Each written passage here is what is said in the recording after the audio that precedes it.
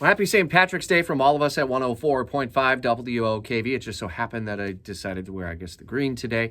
We are pretty lucky overall, given the weather that we've had throughout this week. If you're on spring break and you're wanting a beach trip, today is the day for it. It's going to be sunny, breezy, and warm into the low 80s. Out ahead of our next chance for rain, much needed rain. Unfortunately, it comes over the weekend and the weekend before you get back to school and work following spring break. Looks like Saturday is going to be the damp and wet day overall this weekend. Sunday looks like a pretty decent rebound. So if you have stuff to get done outdoors, lawn work, or just wanting to spend a little time outdoors, Sunday looks like the better day for it, though it will be cooler as well. And the first alert forecast, which is updated throughout Jacksonville's morning news, continuing to track the chillier start to back to school and back to work next week.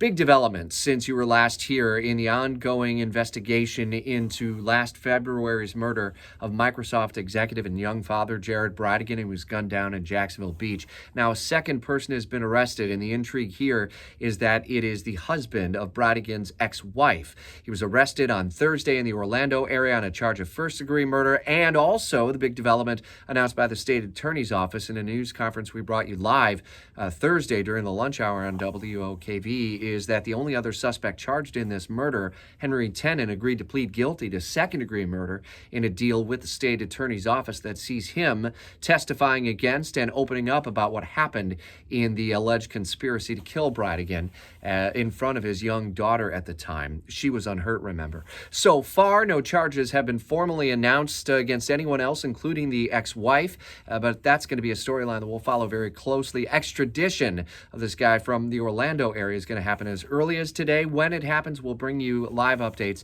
on 104.5 WOKV. First Republic Bank, brand new from overnight, getting a $30 billion bailout from a series of other regional banks to ensure that it doesn't have a run on its deposits. We'll see how that may impact the markets through the day on this Friday, the final trading day of the week. And we continue to follow multiple storylines that are developing out of the Florida legislative session, which includes that 6-week abortion ban clearing a major hurdle in a Florida House committee. These and other stories coming your way when you put an ear on 104.5 WOKV, Jacksonville's morning news through 9 a.m., and continuing coverage of breaking news throughout the day when you download the WOKV app.